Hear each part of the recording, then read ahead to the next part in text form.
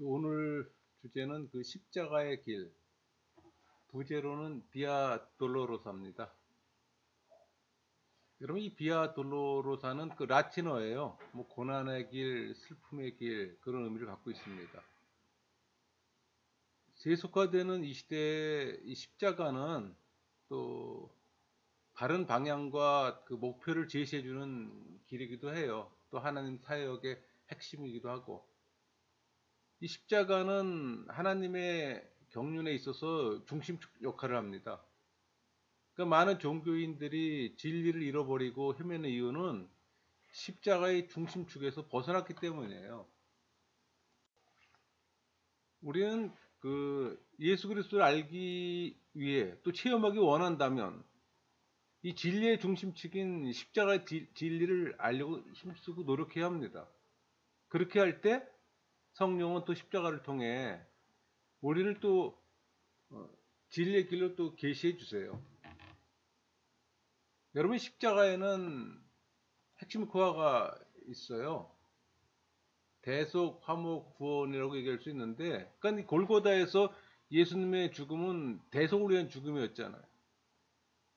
이 골고다에서 하나님은 또 원수되었던 우리들과 화목을 또 이루셨고, 또 죽고 부활하심으로써 우리의 또 구원을 이루셨다는 이 기독교 신앙의 기본적인 진리를 또 선포하고 있습니다. 여러분, 예수님 공생의 사역 동안 대부분은 걸어 다니셨잖아요. 물론 갈릴리에서 잠깐 배를 타고 이동도 하셨지만 거의 모든 시간은 도보였습니다. 그러니까 마을로 전전하면서 걸어 다니시고 또 가난한 사람들을 만나셨잖아요. 뭐 거지, 소경, 병자, 뭐 애통한 자들을 만나셨어요. 지금도 이 땅 가까이 계시며 낮의 열기와 밤의 추위를 또 느끼세요. 예수님은 걸으셨기에 풀과 숲, 나무, 뭐 들에 핀 꽃, 풍성한 수확, 그런 것들이 무엇인지 정확히 아셨어요. 매일 걸으시며 몸속 각 계절의 생명력을 느끼셨던 겁니다.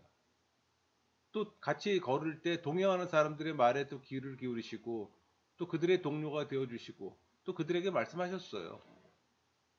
그러니까 예수님은 자연을 관찰하셔서 그것들로부터 배우시고 또 말씀하실 때 그것들을 많이 인용하셨습니다. 예수님 그 신약의 상당수의 인용은 주변의 환경들을 활용했다는 겁니다. 또 삼위 하나님 중 성부 하나님이 예수님을 발상시켰잖아요. 그러니까 가난한 자들에게 복음을 선포하시고 눈먼 자를 보게 하시고 또 포로로 된 자를 자유케 하기 위해서 그 성자 하나님을 보내심으로 성부 하나님의 또 모습을 보여주신 겁니다. 여러분, 이 십자가의 길은 가톨릭에서 즐겨하는 그 묵상기도 형식이에요. 그러니까 예수님의 순환과 죽음을 기억하며 이 구원의 신비를 묵상하는 기도입니다. 이 성경에는 언급되지 않지만 이 14절을 통해 예수님의 순환을 묵상하고 또 자신의 삶과 관련시켜 보기도 해봅니다. 그러니까 신학생들이나 목회자들이 성지순례 가면은 이 십자가를 렌트해서 직접 지고 십자가 길에 14초소를 지나면서도 2000년 전을 또 회상해 봅니다. 또 예수님을 흉내내 그 상황을 조금이나마 체험하고픈 마음에서 행하는 행사이기도 해요. 사실 결코 흉내낼 수 없는 사건이지만 교회에서도 성지순례 가면 정기 코스예요. 그래서 그 코스를 이동하면서 예수님을 묵상하고 또 따라가 보는 것도 의미가 있다고 생각됩니다. 오늘은 그런 맥락에서 한번 다뤄보고자 합니다. 그러니까 십자가 길 14처에서 묵상할 수 있는 것은 모두 고통의 상징들이에요.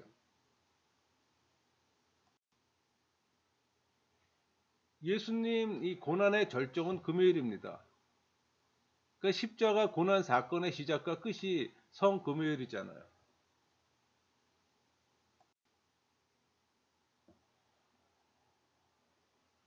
14처를 시작해 보면은 그 1처소 채찍질 그 로마 병사들은 먼저 허리까지 옷을 벗기고 채찍질을 시작했습니다. 그러니까 채찍 그때는 갈라진 뼈 조각이나 거친 쇠붙이를 매달아 놓잖아요. 그 채찍으로 맞으면 등은 거의 찢겨 나옵니다. 엄청난 고통의 시간이죠. 또 예수님은 빌라도 법정에 섰어요. 물론 침묵했죠. 그러니까 예수님에게 쏟아지는 비난에 방어하지 않으셨어요. 그러니까 예수님이 말씀하시는 진리는 어떤 교리, 뭐 혹은 실제에 대한 지적인 설명이 아니잖아요. 그것은 바로 성부와 성자 하나님의 관계, 그러니까 두 분 사이의 불가분의 관계였어요. 그리고 그 관계에 동참하기를 원했던 겁니다. 그러니까 예수님과의 사귐에 들어가는 사람은 진리의 성령을 받을 겁니다. 또 성령은 우리에게 죄로부터의 자유를 또 가져다 줄 것이고. 그러니까 예수님은 신성과 인성의 소유자로 가장 자유로운 인격을 가진 분이잖아요. 근데 빌라도는 십자가형을 선고했고 또 저주받는 자 가운데 하나로 만들어 버렸어요. 그러나 사실 그럴 수는 없는 거죠. 근데 여러분, 예수님의 죽음은 단순한 죽음이 아니라 온전한 자유에 이르게 하는 온전한 진리로 하는 길이 되었던 겁니다. 우리는 하나님께 가까이 다가갈수록 사단의 방해가 심하다는 걸 압니다. 그럴수록 또 진리는 더 드러나요. 우리 마태복음 5장 10절을 볼까요? 의를 위하여 박해를 받는 자는 복이 있나니 천국이 그들의 것임이라. 이 말씀을 신뢰합니까? 신뢰해야 합니다.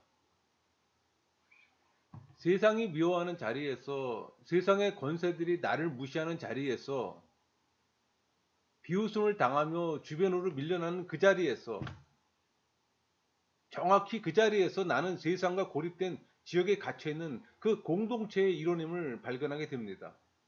여러분, 빌라도는 3번이나 예수님을 풀어주려고 했어요. 그 첫 번째는 헤로데에게 보냈던 거고, 또 두 번째는 바라바와 바꾸려고 했잖아요.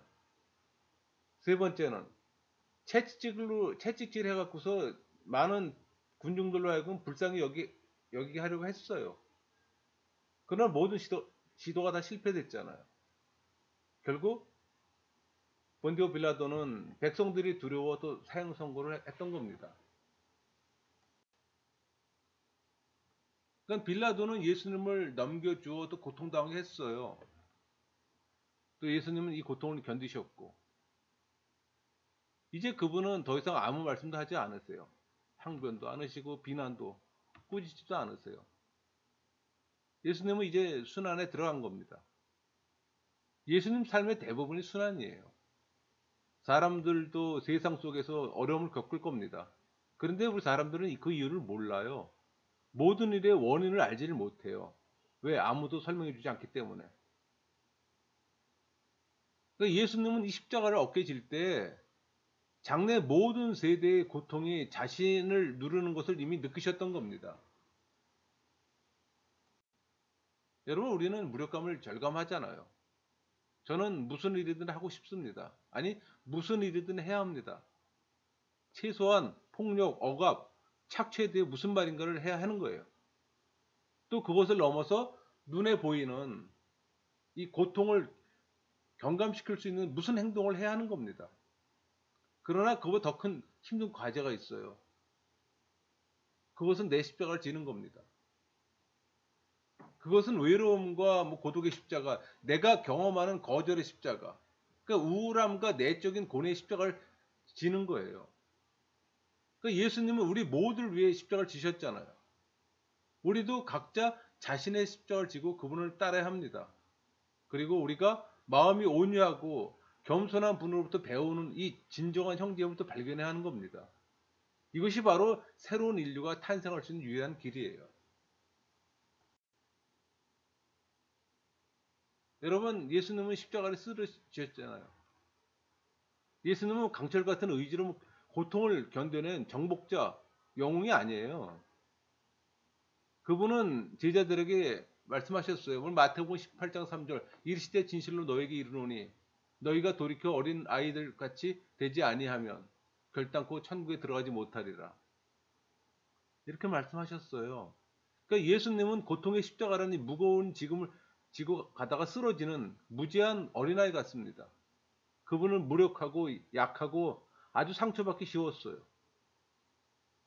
그러나 여기서 우리는 우리 내면의 어린아이와 우리 외부에 있는 모든 어린아이를 감싸 안으시는 이 하나님의 궁일하신 이 마음의 신비에 다가갈 수가 있는 겁니다. 저는 제가 어린아이임을 알아요. 내가 이룬 업적과 성공의 이면에 계속해서 안전을 갈망하고 무조건적 사랑을 갈구하는 어린아이. 또 내 속의 아이에게 다가가지 못하면 예수님과 그분에게 속한 모든 이들에게 다가가지 못한다는 사실도 압니다. 예수님은 내 속의 아이를 잘 키우도록 하기 위해 십자가 밑에 쓰러지셨어요. 예수님이 쓰러진 이 내 마음의 자리에는 내가 통제할 수도 없으며 높이 들려 올려지고 확신을 얻고자 하는 욕구가 절실한 곳입니다. 그러니까 세상에 버려지는 아이들이 내 속에 있어요. 예수님은 두려워하지 말고 마음속에서 그들과 대면하고 그들과 더불어 싸우라고 말씀하십니다. 그분은 내가 버려졌다는 느낌 너머에 사랑이 있음을 또 발견하길 원하세요. 그것은 진정한 사랑, 그러니까 지속되는 사랑으로 육체가 되셨으며 또 자녀들을 결코 홀로 내버려 두지 않으실 그 하나님으로부터 오는 사랑입니다. 예수님은 골고다로 끌려가면서 마리아를 만났어요. 우리는 보통 이 마리아를 만난 자리를 사초소라고 얘기를 합니다.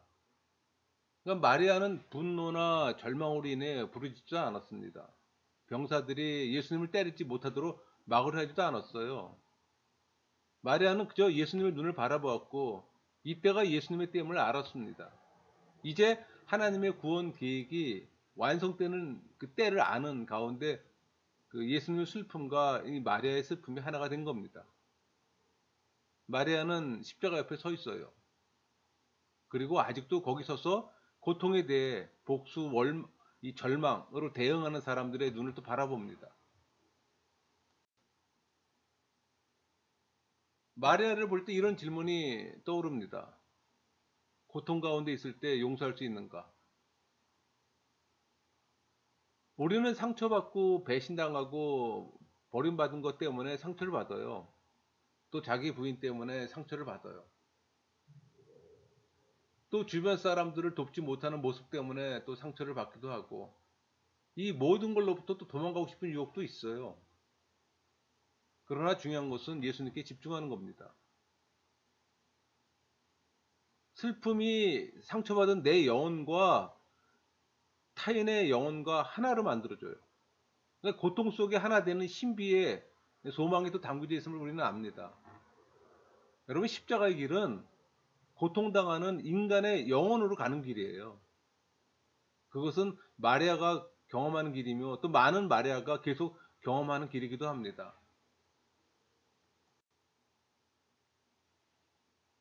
예수님이 갈보리로 십자가를 지고 갈 때 군병들은 우연히 또 구레네 시몬과 마주쳤고 그로 하여금 또 십자가를 지게 합니다. 그게 5초소예요.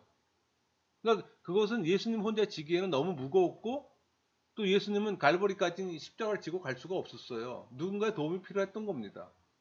그러니까 예수님은 사명을 완수하기 위해 또 우리를 필요로 하세요.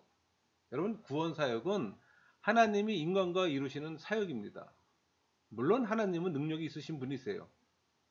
그러나 예수님은 우리가 하나님과 하나가 되기 위해서 이 성육신 하셔서 세상 가운데로 살기로 작정하셨던 겁니다. 십자가 길은 순환의 길이잖아. 그러니까 예수님이 구세주가 되기 위해서는 기꺼이 그분과 함께 십자가를 지르는 사람들이 필요한 겁니다. 많은 사람들은 인생을 자기 마음대로 살고자 하는 강한 욕망이 있습니다. 그러나 혼자 살 수 있다는 그런 거짓된 요구에서 벗어나 도움을 구할 때 또 새로운 공동체가 형성됩니다. 독불장군에게는 공동체가 필요 없잖아요. 또 이 공동체는 약한 자들의 모임이지만 깨진 세상에 함께 구원받을 자들이 될 수 있다는 확신 가운데 또 강해지는 공동체가 되기도 합니다. 타인으로 하여금 내 연약함을 돕게 하고 또 신앙 여정에서 나를 돕는다면 우리 모두는 또 자신에게 은사가 있음을 깨닫게 돼요. 여러분, 은사는 공동체에 덕을 주기 위해서 또 공동체를 바로 세우기 위한 수단이잖아요. 이 십자가 길을 갈 때 예수님께서 베로니카라는 여자를 만납니다. 이 베로니카는 이 이름은 성경에 나오지 않아요. 전승에 전해지는 겁니다. 그러니까 카톨릭에서 비아 돌로로사의 14초수를 정할 때 전승을 인용해서 만들었기 때문에 또 그렇게 전해졌기 때문에 저도 그대로 인용하고자 합니다. 베로니카는 예수님이 가르침을 베푸시고 또 병든 자를 고치시고 하나님 나라를 선포하실 때 그분과 함께 있었어요. 그러니까 예수님은 베로니카 삶의 중심이 되셨던 겁니다. 그런데 베로니카는 지금 예수님이 비참하게 끌려가는 모습을 지금 보고 있는 겁니다. 그러니까 베로니카는 슬픔과 고통을 주체할 수 없어 무슨 일이든지 하고 싶었던 거예요. 그녀는 예수님이 자기에게 가까이 오시는 걸 보았을 때 군중들을 헤치고 나가서 땀과 피로 얼룩진 그분의 얼굴을 천으로 덮어주었습니다. 예수님은 또 그 천에 얼굴 자국을 남김으로써 또 그것은 정체성을 잃고 뒤죽박죽된 인류의 얼굴이며 또 베로니카는 또 슬픔의 여인이잖아요. 그러니까 그 슬픔은 심한 고통으로 영혼에 사무친 슬픔이고 또 그것은 세상의 많은 나라, 민족, 사회 또 여성들이 겪고 있는 슬픔이기도 해요. 예수님이 십자가를 지고 골고다로 갈 때 그런 질문 해볼 수 있어요. 왜 예수님을 데려갑니까? 근데 이 질문은 고통스러운 이 질문은 사실 절규에 가깝습니다. 그 영혼 깊은 곳에서도 우리가 그 외침을 들을 수 있을까요? 여러분, 영혼 깊은 곳에서는 말할 수 없는 아픔이 있어요. 그것은 예수님의 부재로 인한 아픔입니다. 그러니까 우리는 영적 사귐과 영적 친밀감을 갈망합니다. 그러나 세속에서는 부재, 단절, 고립만을 경험합니다. 마치 칼 하나로 모든 사람을 찌르고 고통을 주는 것과 같아요. 그러니까 그리스도의 얼굴과 내가 사랑하는 모든 사람들의 얼굴이 새겨진 이 베로니카의 천을 볼 때마다 사귐을 향한 그 갈급함이 생깁니다. 그리고 나이를 먹으면서 그 고통은 더 깊어져요. 예수님이 그 두 번째 쓰러진 곳을 우리는 보통 칠처소라고 얘기하는데 이때는 예수님 전신이 지금 완전 탈진 상태에 이르렀던 거예요. 그러니까 지고 가는 그 십자가가 아마 무겁게 느꼈을 겁니다. 그러니까 예수님은 이미 에너지를 전부 소진했어요. 이걸 확대 해석하면은 생명의 위협, 제재의 배반과 부인, 매질과 조롱, 헤로드 왕과 총독 빌라도의 철저한 이해 부족, 적대적인 무리의 외침과 같은 이 저항을 견뎌했던 겁니다. 그러나 한 사람이 지기에는 너무 많은 짐이고 결국 비틀거리다 넘어지신 겁니다. 예수님은 우리가 포기와 절망에 빠져드는 순간을 너무나 잘 아세요. 또 가난한 사람들이 그런 감정으로 또 괴로워합니다. 부자도 빈자들만큼 절망에 빠지는 유혹을 받아요. 누구나 경제적으로 미래가 보이지 않을 때 또 두려움과 절망감에 또 감정에 빠지기도 합니다. 내용은 다르지만 예수님도 쓰러질 때 동일한 고통을 겪으셨어요. 지금 우리에게 우리의 쓰러짐도 십자가의 길을 가는 과정으로 설명할 수가 있어요. 여러분이 쓰러질 때 기억할 일은 예수님도 쓰러졌고 지금도 여러분과 함께 쓰러지신다는 사실을 기억하세요. 그런 기억은 소망이 있다는 겁니다. 또 예수님이 십자가를 지고 골고다로 끌려가실 때 여인들은 애통하고 슬퍼했어요. 이 팔초소에서 만난 여인들, 이 여인들은 관습적으로 죄인을 위해 울었던 사람들입니다. 그들의 애곡은 또 자비 행위이기도 해요. 그러나 예수님은 그들에게 누가복음 24장 38절 말씀처럼 예수께서 돌이켜 그들을 향하여 이르시되 예루살렘의 딸들은 나를 위해 울지 말고 너희와 너희 자녀를 위해 울라 이렇게 말씀하셨어요.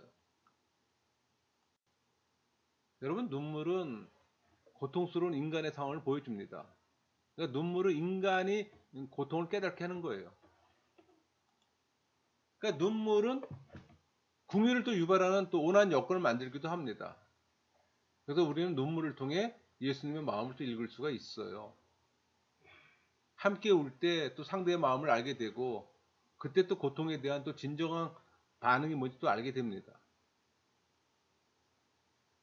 여러분, 죽음 때문에 애통하는 사람이면 그 눈물이, 그 흘린 그 눈물이 궁일이나 용서, 치유의 열매를 또 풍성하게 해주기도 합니다. 그래서 인간은 울어야 합니다. 그래야 더 겸손한 사람이 돼요. 예수님은 세 번째로 쓰러졌을 때 그 몸으로 절망감을 나타내셨어요. 세 번째 쓰러진 장소를 아홉 번째 구초사라고 얘기합니다. 누군가의 도움 없이는 육체를 일으킬 수가 없는 겁니다. 그러나 예수님이 일어설 수 있도록 도와준 사람은 하나도 없었어요. 오히려 로마 병사의 채찍이 예수님을 내리쳤고, 또 로마 병사의 손이 또 예수님을 붙잡아 세웠어요. 그 쓰러져 보는 이로 하여금 허리를 굽혀 뭐 사랑과 동정을 보이도록 했던 겁니다.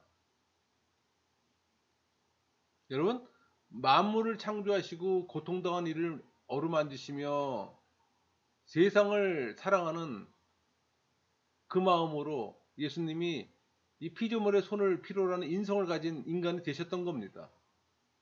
그런 예수님의 손은 지금 못 받게 되는 거예요.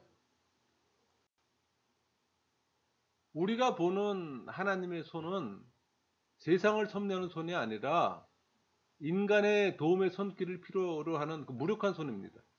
그러니까 우리를 향해 뻗은 이 하나님의 무력한 손을 보게 되고, 또 그것을 분명하게 볼수록 그 손들은 더 크게 보이는 겁니다. 그 손은 빈자의 손,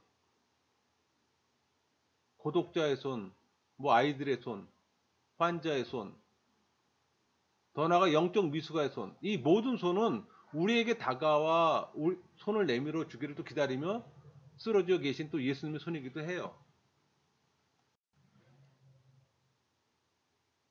로마 병사들은 또 처형장에 도착한 예수님의 옷을 벗겼습니다. 그리고 제비를 뽑아서 예수님의 옷을 나눠 가졌어요.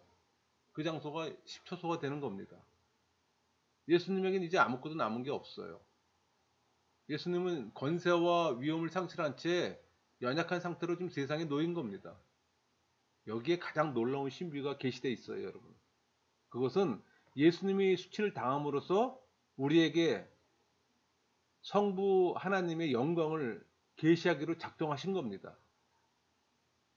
무슨 얘기인가 하니, 모든 영광이 자취를 감춘 곳에서, 모든 존경이 사라진 곳에서 성부 하나님은 우리에게 무조건적인 사랑을 나타내기로 작정하신 겁니다. 예수님은 우리의 고난을 위해서 십자가 매달리신 거잖아요. 그러니까 벌거벗은 몸은 인류가 겪고 있는 최고의 또 비참함을 보여줍니다. 과거에 저는 인생을 정상을 향해 가는 길이라고 생각했었어요. 정상에 도착하면 멋진 환경이 주어질 거라고, 또 보게 될 거라고, 또 오감을 통해 나만이 경험할 것이라고. 그러나 이것이 착각이라는 것을 늦게 깨달았습니다. 예수님은 다른 방향을 가르쳐요. 그러니까 욕망과 성공과 업적을 내려놓고 욕구를 포기하며 환상을 버리라는 부르심입니다. 그러니까 예수님이 주시는 이 기쁨과 평강은 낮아지는 십자가의 길 속에 숨겨져 있다고. 거기에는 소망, 승리, 영적 삶이 있지만 그것은 우리가 세속의 모든 것을 잃는 곳에서 주어진다고. 오늘 누가복음 9장 24절을 볼까요? 누구든 제 목숨을 구원하고자 하면 잃을 것이요, 누구는 나를 위해 제 목숨을 잃으면 구원하리라. 그렇게 말씀하세요. 여러분, 십자가형이 집행되었습니다. 그 장소가 11초소잖아요. 예수님은 3시간 동안 고통 속에 계셨어요. 예수님의 삶은 다른 사람 위해 사셨잖아요. 이제 예수님의 몸은 탈진되었고 제자들과 성부 하나님께서조차 버림받으셨어요. 이 십자가를 통해 예수님은 우리를 위한 봉헌물이 되신 겁니다. 예수님은 무기력한 상태로 이 십자가에 못 박혀 죽으실 때까지도 복수심이나 분노가 없었어요. 아무것도 남아있지 않았습니다. 모든 것을 다 봉헌하신 거예요. 우리 요한복음 2장 24절 볼까요? 내가 진실로 진실로 너에게 이르노니 한 알에 미리 땅에 떨어져 죽지 아니하면 한 알 그대로 있고 죽으면 많은 열매를 맺느니라. 십자가에서 인류를 위해 모두 봉헌하셨기 때문에 모두에게 구원의 길이 열린 겁니다. 무지하신 예수님은 최고로 고통스러운 죽음을 맞이하셨지만 생명으로 가는 번제요 화목제물이 되신 겁니다. 여러분, 우리 모두는 죽어야 합니다. 그리고 우리 모두는 또 홀로 죽을 거예요. 누구와도 마지막 여정을 함께 할 수는 없잖아요. 우리가 가진 모든 것을 버려두고 갈 때 헛되이 살지 않았음을 또 확신해야 합니다. 죽음은 인간이 경험할 수 있는 가장 값진 순간이에요. 모든 것을 주어야 하는 순간이기 때문에. 인생을 마감하는 방식은 우리가 살아온 방식과 또 밀접한 관계가 있어요. 또 후손들이 살아갈 방식과 또 밀접한 관련이 또 있고. 예수님은 죽으셨어요. 죽음의 권세가 또 그분을 무너뜨렸습니다. 빌라도의 판결이나 로마 병사들의 고문, 잔인한 십자가뿐만 아니라 세상 권세와 정사들이 그렇게 했어요. 그러니까 예수님은 죽음의 권세에 무너지셨지만 자신의 죽음으로 또 죽음에 또 승리하셨습니다. 역설이죠. 그러니까 예수님은 중생한 자들에게 새 생명에 동참하는 권세를 주셨습니다. 또 자신의 죽음으로 죽음의 권세를 이기셨고, 여러분, 우리를 죽음의 권세에 항복하는 우리 마음속에 또 영혼을 내두셨어요. 여러분, 죽음의 권세 대면에 새 생명을 주장하기란 가벼운 일이 아니에요. 이 다양한 죽음의 소식이 담겨있는 뉴스를 접할 때마다 우리는 죽음의 권세가 꼭 승리할 것 같잖아요. 그래서 많은 사람들이 죽음을 두려워합니다. 그러나 예수님의 죽음은 아직도 계속 우리에게 생명을 선택하라고 요구하세요.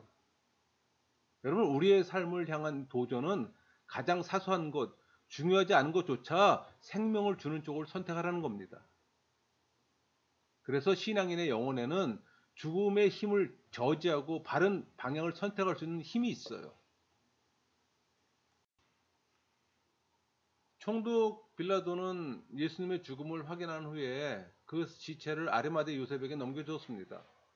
우리 마가복음 15장 43절 볼까요? 아리마대 사람 요셉이 와서 당돌이 빌라도에게 들어와 예수의 시체를 달라하니 이 사람은 존경받는 공의원이요 하나님의 나라를 기다린 자라. 46절 볼까요? 요셉이 세마포를 사서 예수를 내려다가 그것을 싸서 바위 속에 판 무덤에 넣어두고 돌을 굴려 무덤 문에 놓으매. 사실 그 아리마대 요셉은 하나님 나라를 기다린 자잖아요. 이 아리마대 요셉은 여기 세마포를 사서 그 예수를 내려다가 그것으로 쌌어라는 표현이 있습니다. 그때 예수님의 모친 마리아도 거기 있었어요. 그러니까 예수님은 고통 가운데 돌아가신 겁니다. 어머니로서의 그를 사랑한 그녀의 슬픔은 이전에 어떤 사람도 겪어보지 못한 아픔일 겁니다. 이 마리아의 슬픔은 사랑만큼이나 컸어요. 그러니까 마리아는 예수님의 시체를 받아서 극심한 고통 가운데 예수님을 안고 있었잖아요. 그러니까 마리아가 예수님을 품에 안고 있었을 때 이 사랑과 슬픔은 또 하나가 됩니다. 이런 사랑과 슬픔의 결합은 또 하나님 가까이 가고자 하는 모든 신앙인의 영혼에도 계속해서 존재하는 겁니다. 여러분, 사랑은 슬픔까지도 수용해요. 또 마음과 뜻과 힘을 다해 예수님을 사랑하는 것은 인간이 경험할 수 있는 최고의 슬픔에 또 자신의 마음을 노출시키는 겁니다. 그러니까 눈물이 없는 사랑이나 헌신은 가벼워요. 또 지불 없이 어떤 일에 개입할 수도 없으며 베풀 수도 없잖아요. 또 죽음 없이는 생명을 주장할 수도 없어요. 그러니까 슬픔을 피하면 사랑할 수 없게 되는 겁니다. 진정한 사랑에는 눈물이 있어요. 십자가의 침묵이 감돌고 모든 것이 성취되었을 때 이 마리아의 아픔은 또 정점에 이르는 겁니다. 그러나 자기 영혼의 슬픔을 알게 되는 모든 자는 그것이 신적 사랑의 표현임을 또 알게 될 것이고 또 삶의 신비로 또 소중히 여길 겁니다.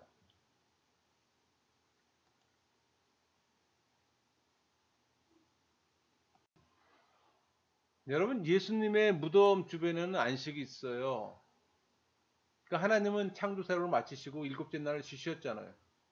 그러니까 예수님은 아버지께서 명령하신 모든 일을 마치시고 인류 구속이 완성되는 그 주간에 일곱째 날에 무덤에서 쉬신 겁니다. 그게 토요일이에요. 이날은 침묵의 날입니다. 그러니까 그날은 모든 피조물이 안식 가운데 기다리는 날이잖아요. 말이나 선포도 없었습니다. 그래서 토요일은 고요의 날이에요. 이 고요함은 첫 언약과 둘째 언약을 또 이스라엘 백성과 아직 알지 못하는 세계를 또 연결시키기도 합니다.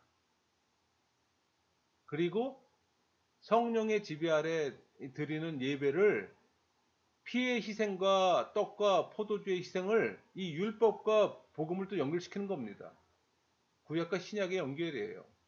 이 침묵은 이 세상에 존재했던 침묵 가운데 열매가 있는 침묵이 되는 겁니다. 그 침묵 속에 그 말씀은 다시 말씀하시고 또 모든 것을 또 새롭게 하실 겁니다.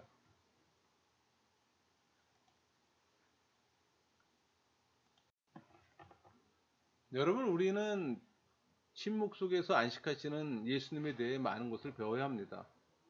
그러니까 예수님의 안식은 우리가 죽음의 세력에 둘러싸여 있을 때조차도 지속될 수 있는 영혼의 안식이에요. 그러니까 안식의 방법과 시기에 대해서 말할 수 없을지라도 그것은 영혼 안에서 열매를 맺는다는 소망을 줍니다. 그것은 상황이 좋지 않아지거나 고통의 상황이 해결되지 않아도 평안하고 기쁜 마음으로 살 수 있게 하는 그 영혼의 평안이에요. 여러분, 신앙인들이 예수님을 믿음으로써 얻는 두 가지가 있다면 하나는 죽어서 영혼의 구원이라면 살아서는 이 땅 가운데 영혼의 평안이잖아요. 그 평안을 이 땅 가운데서 누려야 하는 겁니다. 세상이 주는 물질의 평화가 아니라 성령의 인도하심을 받는 그 평안, 성령의 지배를 받는 은혜의 지배 아래 있는 그 평강을 여러분들이 경험해야 하는 거예요. 부활의 아침입니다. 주일이에요. 여인들은 무덤이 비어있음을 또 발견했잖아요. 또 베드로와 요한이 달려오고 무덤에 들어가서 보니 세마포와 또 예수님 머리를 썼던 수건을 또 가지고 놓이는 걸 보았고 또 막달라 마리아는 자기 이름을 부르는 소리를 들었어요. 또 글로바와 그의 친구는 엠마 도상에서 예수님을 만나고 또 엠마에서 예수님이 떡을 떼어주실 때 또 예수님을 알아봤잖아요. 그날 저녁 또 예수님은 제자들 가운데 나타나셨어요. 너에게 평강이 있을지어다고 말씀하시고 또 손과 옆구리를 보여주셨잖아요. 이런 일이 일어남에 따라 침묵으로부터 또 새로운 말들이 터져나와 예수님을 알고 사랑했던 자들의 영혼을 또 어루만져 주셨던 겁니다. 그 말은 예수님이 살아나셨다. 예수님 부활하셨어. 여러분, 이 말은 외쳐지지도 않았고 계시되지도 않았어요. 이 소식은 한 사람이 다른 사람에게 작은 소리로 전해 주었습니다. 그것은 또 메시아를 열망하던 영혼들만이 진정 이해할 수 있었고 또 들을 수 있었던 복음의 메시지였습니다. 여러 세대를 거쳐 세상 끝에서 반대쪽으로 전해진 그 소식을 받아들인 사람에게 모든 것이 똑같지만 모든 것이 달라요. 그러니까 자연이 그대로이며 또 사람들은 여전히 사랑과 두려움 중 하나를 선택할 수 있습니다. 그러나 이 모든 것이 부활하신 예수님을 통해 높이 올려줘 하나님 우편에 계세요. 또 탕자는 아버지 사랑이 가득한 품 안에 또 있고 또 유업의 상속자는 가장 좋은 것을 받을 것이며 또 자녀로서 식탁에 또 초대될 겁니다. 그러니까 모든 것이 새로워지고 이 부활신앙을 가지면 우리 짐과 멍에는 더 가벼워집니다. 왜? 예수님의 온유하고 겸손한 마음에서 참된 안식을 찾았기 때문에. 정리할게요. 십자가는 수치와 형벌, 어둠의 상징이잖아요. 그러나 예수님의 죽으심으로 십자가로부터 소망의 빛이 또 빛나게 되는 겁니다. 이 십자가의 복음은 하나님께서 우리에게 나타내 보이시고 또 선포해 주시고 또 구원으로 초대하신 이 하나님의 공의와 사랑이 담겨져 있는 아주 중요하고 아름다운 메시지입니다. 여러분, 믿음으로 구원을 얻는다는 이 십자가의 복음이 주님 오실 때까지 우리의 입을 통해 또 증거되고 또 그의 강단을 통해 선포되어지기를 소망합니다. 마치겠습니다.